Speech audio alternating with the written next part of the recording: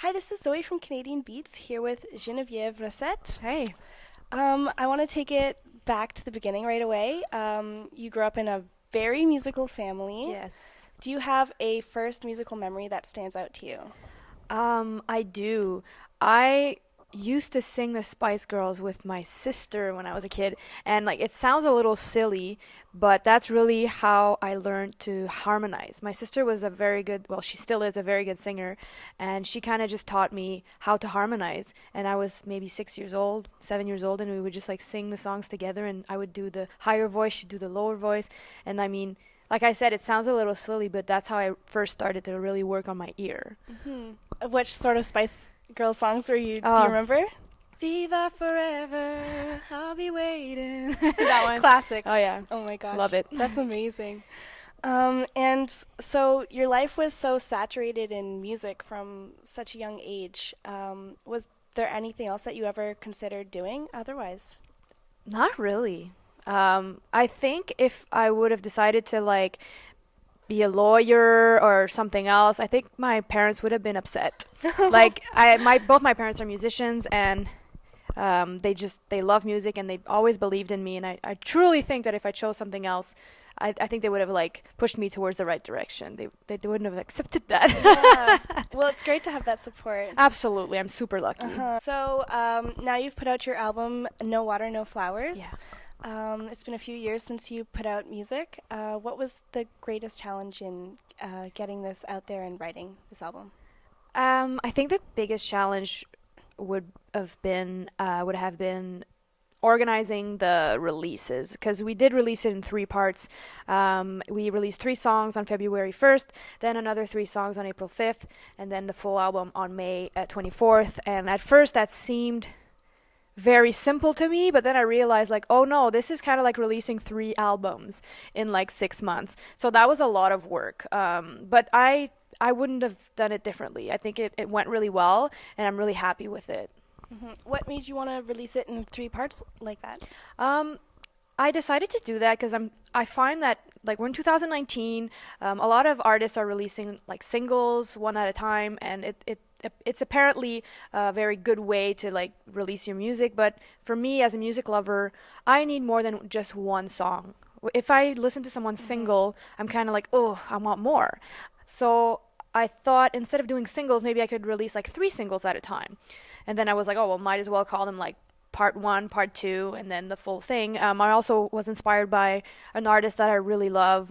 I think is my biggest inspiration. John Mayer did this a few years ago, and as a fan, I really liked that. I was like expecting the next EP, and I was super excited about it. So I thought maybe my fans could relate and have that feeling too. Yeah, how did you decide which song went on? Like, how did you pair them? Oh, that was tough actually. I have a this is a bilingual album. From Montreal, and I'm a francophone. On the record, there's 10 songs, and there's three French songs. So I decided for each part to have one French song and two English songs. So that already kind of like decided that we're gonna at least put one French song per part. And then I kind of just like went with how musically which songs kind of fit well together. I just kind of like tried something out. I tried a bunch of things out, like listening to three songs, and now this one's kind of weird in between these two, and just trying a lot of things. And I noticed you had one of your earlier albums. All the songs are in French, Yeah. and a few years ago you put out a cover album in English, Yeah. and now this one's English and French. Yeah. So, how does that like? What's the sort of difference between writing in English and French? There is no difference really. Like a lot of people ask me if I could like translate my songs, but take an English one, put it in French. But I can't do that. It's like the song comes out in either in English or in French, and to me like it's a different emotion. It's a different language. I couldn't change that really. It just comes out that way. And I grew up like pretty half-half. I come from a long line of bilingual families, and I grew up in the West Island of Montreal, which is like a very bilingual area. So it's just kind of natural for me. A lot of people I find in Quebec sing in English because English sounds really good when you sing it compared to French. I mean, I love French, but French has like hard words like raison or like lots of R's and like t, and sometimes when you sing it, it's different. So I find a lot of people from Quebec will just sing in English just because it sounds good. But I like to say that I don't just sing in English because it sounds good. I sing in English because I have things to say in that language. So it sort of just comes out naturally, Yeah. either in French or in English? Exactly, yeah. Okay, awesome. So one song that stood out to me when I listened to the album was Margo Song. Oh. Could you tell me a bit about who Margo is and what that song means to you? Yeah, that's actually a good question. Margo Song, I wrote it for my Aunt Margo, and she was sick a few years ago. And we had just lost someone else in our family. So all of this was very close, and it was very hard. And Margo Song is actually the first song I wrote in English ever, because Margo is my aunt and she lives in Ontario and she speaks mostly English. So I wrote this song for her and I wanted it to reflect who she is. So that's how I wrote my first English song. And honestly, I still don't understand how I wrote that song. We were at the hospital in Ottawa, and then we came back home to Montreal. My boyfriend picked me up in Ottawa. That's like a 3-hour drive. He came to pick me up, got back to my apartment in Montreal. I just grabbed my guitar and I had like so many emotions, and it was just like a hurricane of emotions. And I just grabbed my guitar and I literally wrote it in like 20 minutes. And I was like, whoa, how did this happen? It just like came from above. I don't understand still today. Some songs, they just happen like that. And I still don't understand that process yet. That's amazing. Thank you. So it sounds like a pretty vulnerable thing to write about. Yeah. Can you tell me about how vulnerability plays a role in your music, and how does it feel to know that people are listening to you and singing that on stage? I love that vulnerability is definitely a word that I would use to describe this new album, because I really put myself out there, and I'm being like super honest, even in interviews and stuff. I just decided that I wouldn't hide any parts of myself anymore and just be open about it. And this album was very much therapy for me. I had a death in my family, a lot of sickness around me, and I totally used that to express how I felt. And for my past albums, it was like, I have to write this song. I'm going to write a song. But this time it was like, I need to write this song. I have to write it. So it was a very different feeling.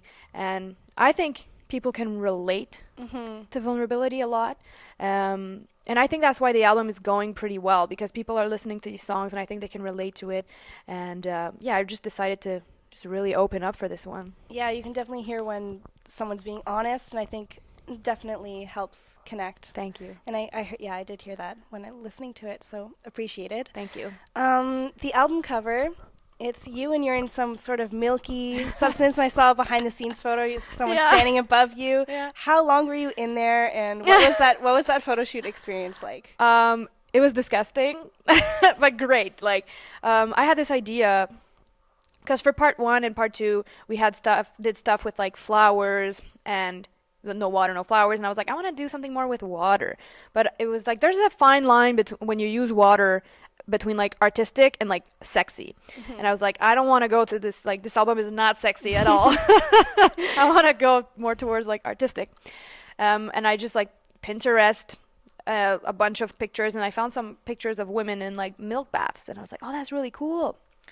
So we tried that out, and the photo looks pink because we like did it on the Photoshop, but the actual like true photo is white, because it was a bath, and it was full maybe 2/3 with water and 1/3 with milk.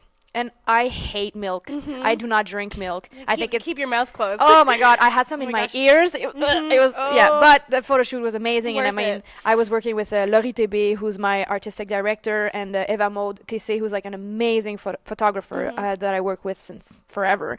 And I mean, I was like naked in that bath, and I was like, just do it. Take the photos. Like for the rest of the album, absolutely. I just like went all out, and I was like, let's just do it. But yeah, I was in the bath for maybe 20 minutes, and it was pretty gross. You got a shower after that. Oh yeah, big time.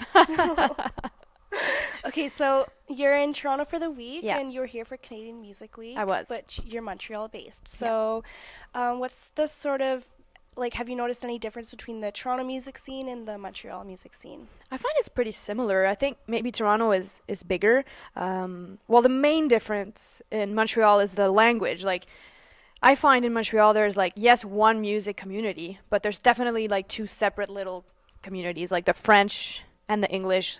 It's like two different things. Like, there's a lot of festivals. Some of them are exclusively Francophone. Some of them are both. Some of them are just people mostly from like other cities, and I think that's the main difference. But in the end, we're all musicians. Like no matter what language you speak, no matter what kind of music you do, we're all musicians, and we're all just like trying to live from our art and just making it happen. So I wouldn't say like a huge difference, but mostly the language.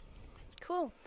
Well, thank you so much for your time. Thank And you. you have a show tomorrow. Yes. It's, album release show, so good luck with that. Thank you And so much. looking forward to your acoustic Thank you, Canadian performance. Beats. Yes, Canadian Beats. Thank you so much. Thank you.